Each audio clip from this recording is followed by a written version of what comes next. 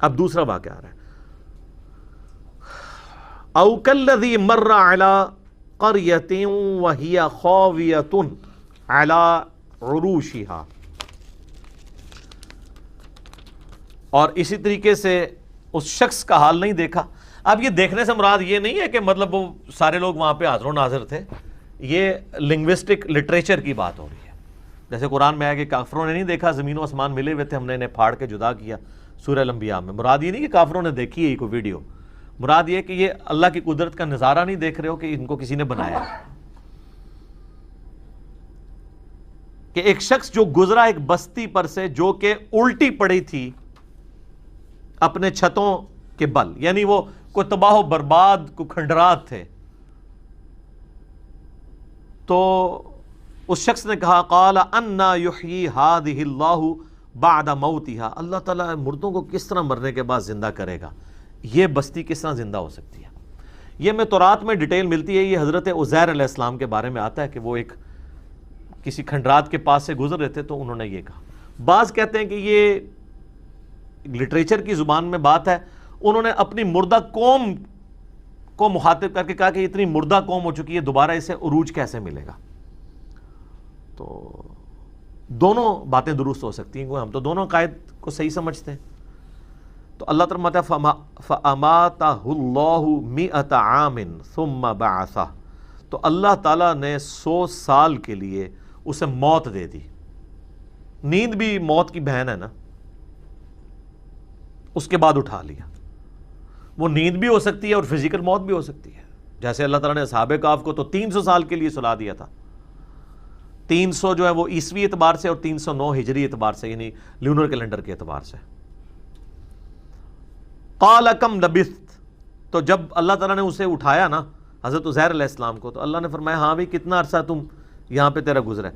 قال لبثت یوما او بعض یوم، تو انہوں نے کہا یا تو میں پورا دن یہاں پہ سویا رہا ہوں یا دن کا کچھ حصہ. قال بل لبثت 100 عام، اللہ تعالیٰ نے فرمایا نہیں تم تو 100 سال کے لیے یہاں پہ لیٹے رہے ہو. فانظر الی طعامک وشرابک لم یتسنہ، دیکھ اپنے کھانے پینے کی چیزوں کی طرف، کوئی خراب بھی نہیں میں نے ہونے دی. 100 سال تک کھانے پینے کی چیز بھی اپنی اصلی حالت میں موجود ہے. وانظر الی حمارک، اپنے گدھے کی طرف دیکھ. گدھا جو ہے وہ مر کے اس کی ہڈیاں بھی آ چکی ہوئی تھی. ابھی بڑے مزے کی بات ہے، اللہ تعالیٰ چاہتا تو گدھے کو زندہ رکھ سکتا تھا، خوراک کو خراب کر دیتا اور کہتا دیکھ یہ خراب ہوئی خوراک جو ہے میں اس کو کس طرح ٹھیک کرتا ہوں. تو کسی کے دماغ میں یہ بات آ سکتی تھی کہ گدھا 100 سال کی عمر کا بھی ہو سکتا ہے یا وہ لمبی عمر کا بھی ہو سکتا ہے. کھانا تو ایک ٹائم سے دوسرے ٹائم تک نہیں چلتا، الا یہ کہ آپ کسی ٹھنڈے علاقے میں ہو. تو اللہ تعالیٰ نے کھانے کو 100 سال تک، یہ ہے معجزہ، کھانے کو 100 سال تک ٹھیک رکھا ہے، گدھے کو مار دیا.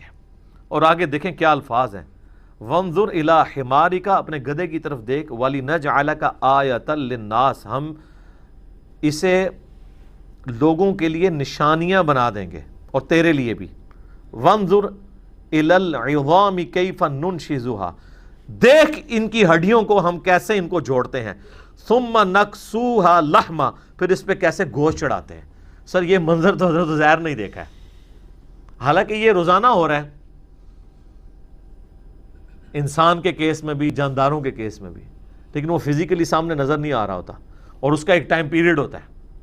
انسان کے کیس میں آلموسٹ 9 مہینے لگتے ہیں، ہاتھی کے کیس میں 22 مہینے لگ جاتے ہیں، لیکن یہ سیکنڈز میں ہوا ہے کہ وہ ہڈیاں تھیں ان پہ اللہ نے ایسے گوشت چڑھایا ایک دم سامنے گدھا سامنے آ گیا. ٹھیک ہے، اللہ اکبر. اچھا اللہ تعالیٰ اس ساری چیزوں کو نشانی بنا کے ایک پیغمبر کے سامنے پیش کر رہا ہے، اس کا ایمان مضبوط کرنے کے لیے کہ اللہ کے لیے مردے کو زندہ کرنا کوئی مسئلہ نہیں ہے. تو مجھے بتائیں اگر پیغمبر خود ہی مردے زندہ کر لیتے ہوتے تو اللہ تعالیٰ ان کو یہ کر کے کیوں دکھا رہا تھا؟ تو بابے کدھر؟ عزیر علیہ السلام کو طاقت نہیں سی کہ مردہ زندہ کرنا، تو شیخ عبدالقادر جیلانی نے کہ تو مردہ کھلا لیا ہے.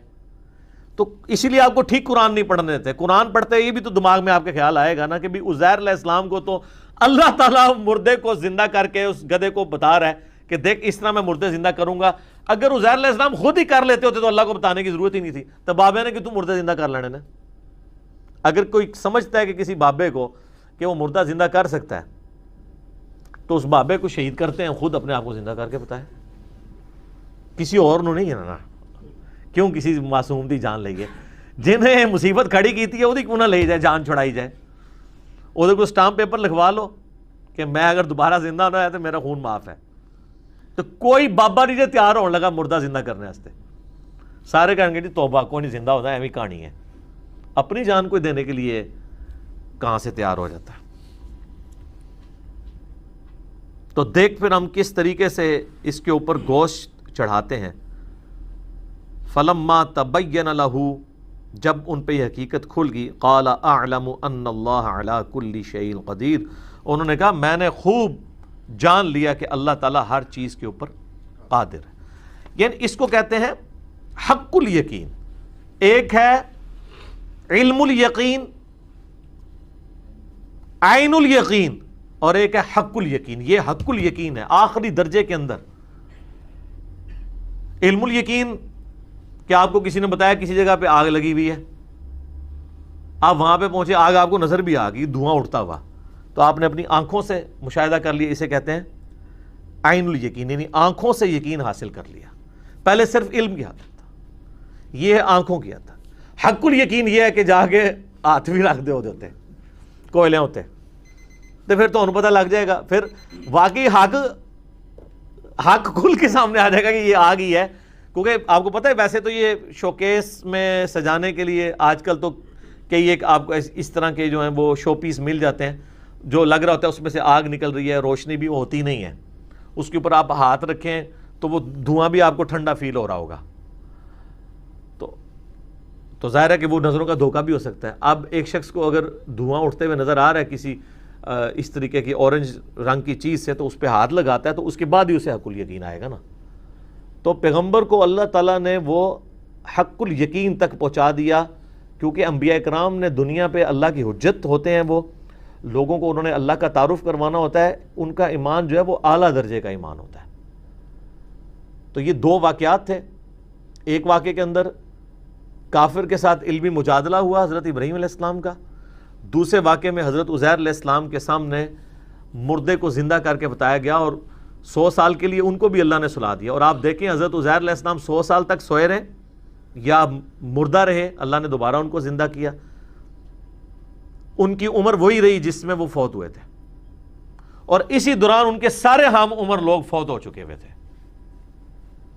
وہ تو جب اپنی قوم میں آئے تو کوئی ایک بوڑھی زندہ تھی، کوئی بڑی عمر والی، اس نے حضرت عزیر کو پہچانا ہے، باقیوں کو تو پتہ بھی نہیں تھا۔ پھر حضرت عزیر نے ان پہ دعوت توبہ امت کے اوپر پیش کی، اور دوبارہ سے ان کو پھر عروج بنی اسرائیل کو ملا حضرت عزیر علیہ السلام کی دعوت توبہ کی برکت سے۔ تو یعنی اللہ تعالیٰ نے ان کو دکھایا کہ اگر اللہ مردے کو زندہ کر سکتا ہے نا، تو اس مردہ بنی اسرائیل کو دوبارہ سے دنیا کا حکمران بنا سکتا ہے۔ تو یہ دوسرا عروج تھا۔ پہلا عروج ان کا وہ طالوت اور جالوت کی جنگ کے بعد آیا، پھر دوبارہ سے یہ محکوم ہو گئے کچھ عرصے بعد، اور دوبارہ یہ جو عروج ہے حضرت عزیر علیہ السلام کے ذریعے اللہ تعالیٰ نے ان کو دلوایا، اور مردہ قوم کو اللہ تعالیٰ نے زندہ کیا، ان کو دنیا پہ حکمرانی دی۔ تو یہ حضرت عزیر علیہ السلام کا یہ واقعہ